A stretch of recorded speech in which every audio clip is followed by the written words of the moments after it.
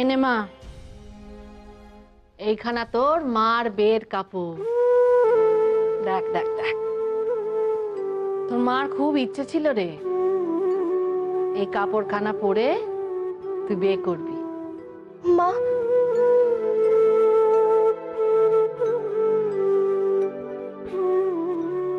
বড্ড নক্কিমন্ত ছিল রে আমাদের ছোট বউ। কেমন সুন্দর করে এই গোটা সংসারটা সে সাজিয়েছিল, আগলে রাখতো। তার হাতের ছোঁয়ায় সুখ যেন থই থই করতো এই ভিটেতে। আমি বড় অবাগী জ্যাঠাই মা। মায়ের মুখখানাও আমার মনে পড়েনি। আর তোর মায়ের মুখখানা আজ আমার বড্ড বেশি মনে পড়ছে রে। তোর মায়ের কাপড় কানা পরে তুই তো নিজের সংসারে পা রাখবি। দেখিস মা, তোর মায়ের যেন মান থাকে। মাগো, তুমি আমায় আশীর্বাদ করো, আমি যেন তোমার মুখ রাখতে পারি, ওদের বাড়ির সকলের মন রাখতে পারি, স্বামী শাওরির সেবা করতে পারি। আমার যেন কোনো ভুল না হয় মা, আমার যেন কোনো ভুল না হয়।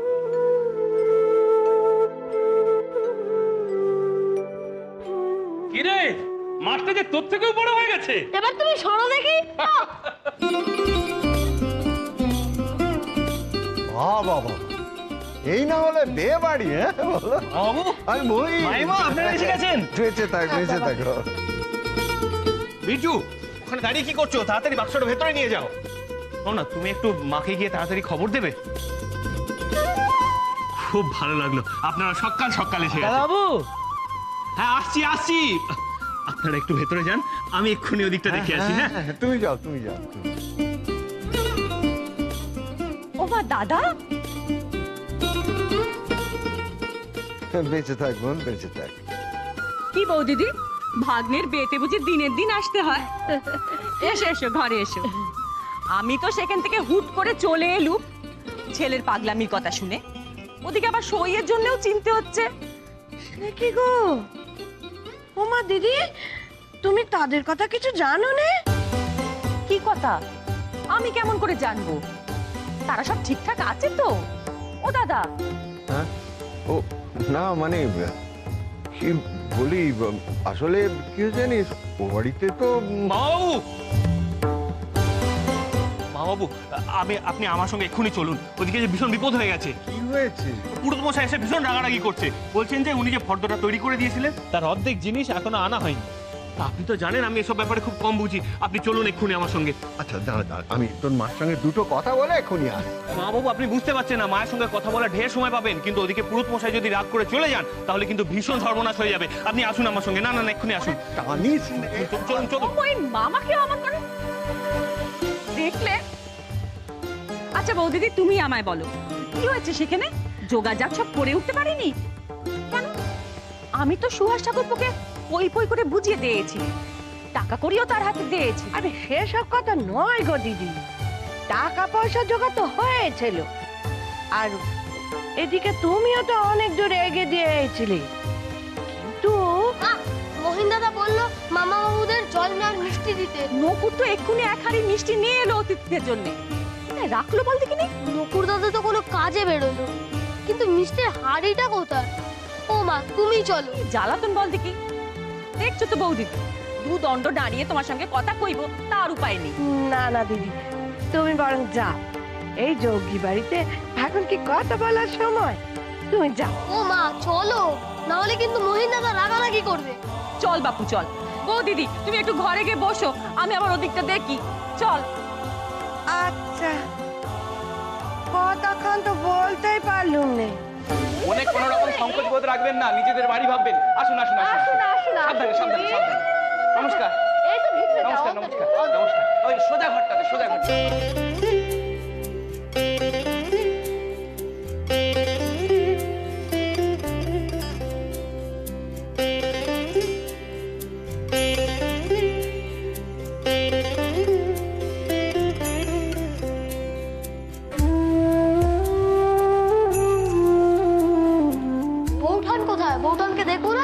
আছে আছে তোমাদের বউঠানা একেবারে খুব ভালো আছে। কানাই এদিকে আয়। বিহারীবাবু নমস্কার।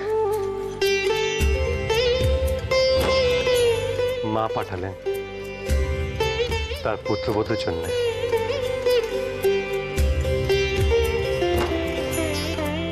আসুন ছোট ভাইয়া, একটুখানি ভিতরে চলুন, একটু মুখ মিষ্টি করবেন। আসুন আসুন।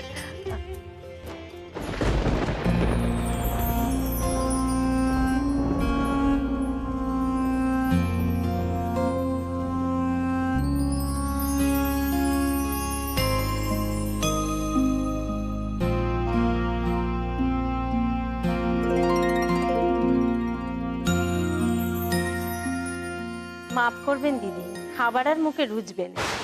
যেটা কাজের কথা সেটা বলি, আমরা তো এই নিয়ম মাফিক মইনের গায়ে হলুদ নিয়েই এসেছি।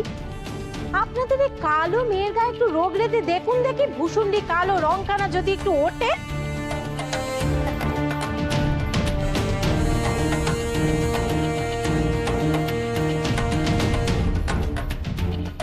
আমাদের বড় গিন্নির গায়ের রংটা দেখেছেন তো বেয়ান, কেমন দুধে আলতা গায়ের রং।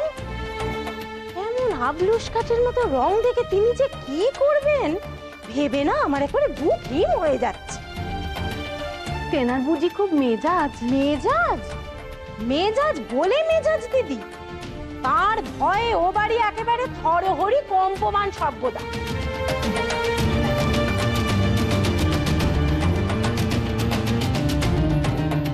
ছোট কাকিমা, এইসব কথা এখানে নাই বা। তুমি চুপ করো দেখি বাচ্চা, ওনাদের ভালোর জন্যই বলা, নইলে আমার কি। ওই রকম বোমবেটে বেয়ারা ছেলে মায়ের ভয় যে একেবারে কেচটি হয়ে থাকে, তার ধাতখানা তো এনাদের জেনে রাখা ভালো নাকি? হ্যাঁ,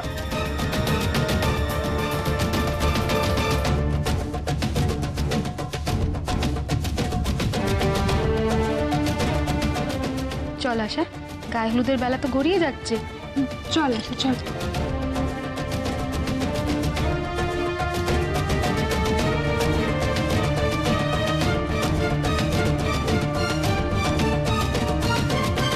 বুঝলে সমু, এতদিন না হয় আমি এই ঘরটাতে একা থাকতাম, কোনো অসুবিধা হয়নি, অসুবিধা হওয়ার কথাও নয়। কিন্তু কাল থেকে তার একা থাকবো নে, সঙ্গে আরেকজন থাকবে, তা তার সুবিধা অসুবিধাটা দেখতে হবে, কি বলো? হ্যাঁ দাদা। হ্যাঁ, সেই জন্যে কি ঠিক করেছি জানো? এই যে এই দেওয়ালটায় একটা বিশাল বড় আয়না লাগাবো। হ্যাঁ, কিন্তু আয়নাটা যে সে কাঁচের হলে চলবে না, একেবারে বেলজিয়াম গ্লাস হতে হবে। বেলজিয়ামের কাজ? হ্যাঁ সমু, শুধু তাই নয়, অনেক কিছু করতে হবে। মেয়েদের তো অনেক পোশাক আশাক গয়নাগাটি থাকে না, তো সেগুলো তো রাখার একটা বন্দোবস্ত করতে হবে, একটা দেরা জানতে হবে। তারপর দেখবো রাখার জায়গার অভাব বলে তোমার বউঠানের মুখটা হাঁড়ি হয়ে গেল। না বাবু না, সেসব আমি নেই। তাই ভাবছিলাম এই দেওয়ালটা একটা বিশাল বড় দেরাজ এর ব্যবস্থা করব। সেটাও হবে ওই 3 দরজাওয়ালা সাহেবদের আলমারি, একটা দোকানে দেখে এসেছি, ভাবছি কদিনের মধ্যেই ফরমাইশ করে আনিয়ে নেব। বাবা, তুমি এত কিছু ভেবে রেখেছো দাদা, অথচ ঘরের ফুলগুলোই নেই। ফুল ফেলে দিয়েছি, আস্তা করে ফেলে দিয়েছি। আহা, চিন্তা করছো কেন? ওগুলো তো আমার পছন্দের ছিল, আশালতার পছন্দের তো নয়। এখন থেকে এই ঘরে সেই সব ফুলই থাকবে যেগুলো তোমার বউঠানের পছন্দ, বুঝলে? এখনো বউ এলো না, অথচ ছেলের আমার তার মন রাখার জন্য কত তোড়জোড়। না জানি সে এলে কি হবে। মইনার তার মাকে চিনতে পারলে হয়। দাঁড়িয়ে দাঁড়িয়ে হাসছো কেন? হ্যাঁ, কত কাজ আছে, তোমার কোনো ধারণা আছে? চলো হাত লাগাবে, চলো ঘরের আসবাবপত্রগুলো গোছাতে হবে তো। এসো এসো এসো এসো। কি হলো দাদা? আমি বলি কি, আমার কোমরে না বেজায় ঠিক ব্যথা লেগেছে, আমি এসব পারবো না। আমি বরং একটা কাজ করি, আমি নকুর দাদাকে ডেকে পাঠিয়ে দিচ্ছি। হ্যাঁ, কোথায় যাচ্ছ? এদিকে এসো না। নকুর দাদা কিচ্ছু করবে না, যা করার তোমাকে আর আমাকেই করতে হবে। না ধরো ধরো, এটা ভীষণ ভারী, আমি একা পারবো না, ধরো।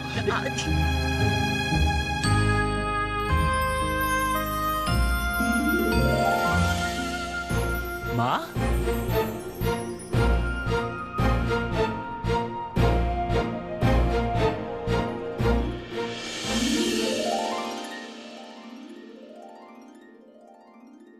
মা, তোমার মুখটা মন ভার লাগছে কেন?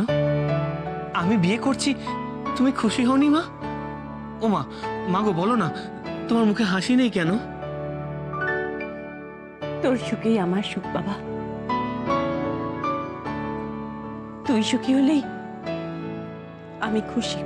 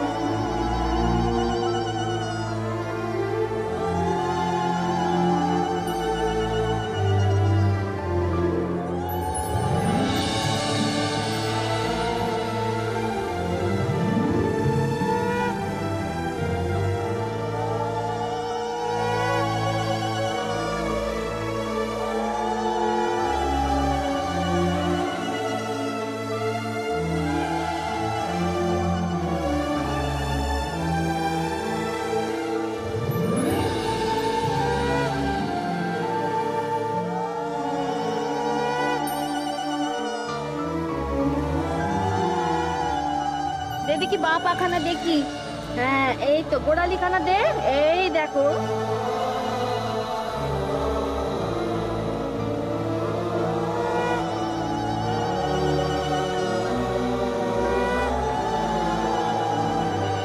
এই হলুদের বাজিখানা দে।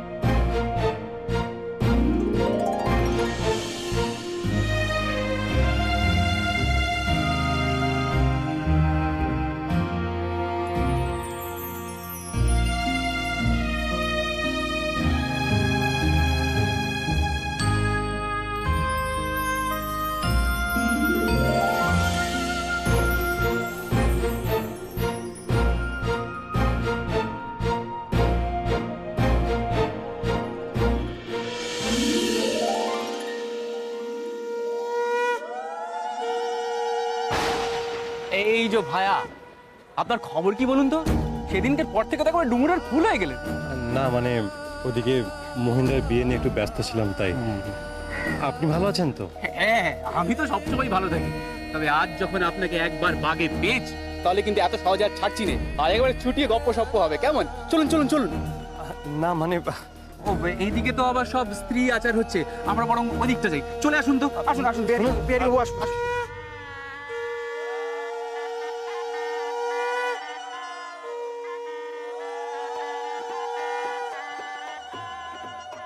এইবারে তো মা আশীর্বাদ করবে, তুমি এখানে দাঁড়িয়ে রইলে কেন দিদি? যাও। আমি যে বেদবা, শুভ কাজে আশীর্বাদ করা কি ঠিক হবে? আরে, বেঠিক হবে কেন শুনি?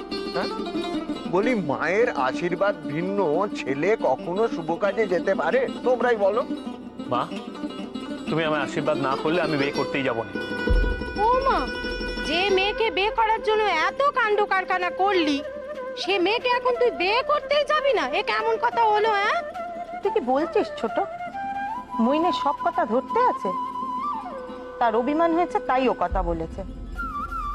দিদি, তুমি আর দাঁড়িয়ে থেকো নে, যাও ছেলেকে আশীর্বাদ করো দেখি।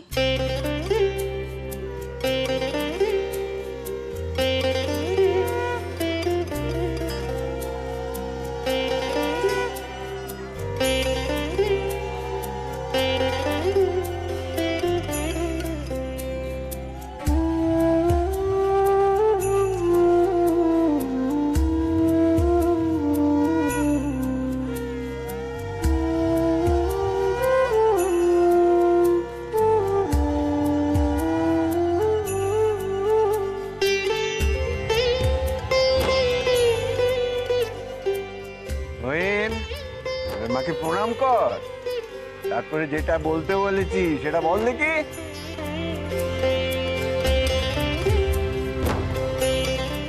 আশীর্বাদ করো আর অনুমতি দাও যেন তোমার জন্য দাসী নিয়ে আসতে পারি। দাসী কেন বাচ্চা, এ বাড়ির জন্য রাজরানী নিয়ে এসো, এই সংসারের জন্য লক্ষ্মী নিয়ে এসো।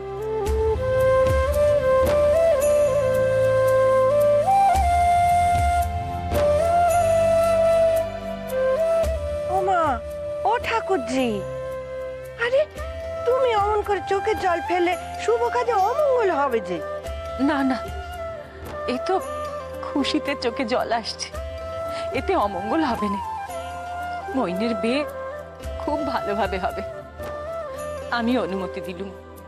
যা, বউ নিয়ে আয়।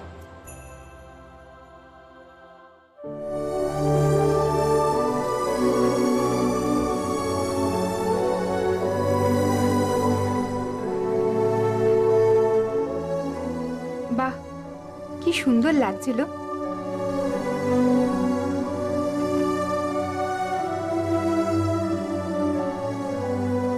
এই 12 মেশে হাতটা এখন পরে রেখেছিস কেন? এত গয়নার মাঝে এটা তো দেখাই যাচ্ছে না। তুই বরং এখন এটা খুলে রাখ। না, আমি আর খুলবো না। কেন লো? কি এমন বাহারি হার এটা শুনি? তার থেকে তো বাকি গয়নাগুলো বেশ ভালো। থাক না বৌদিদি। আসলে ওর মাসির আশীর্বাদী হার তো, তাই বেচারি খুলতে চাইছে না। যখন ওর ইচ্ছে করছে না, থাক না। আর গলাটা তো বেশ ভরাট লাগছে।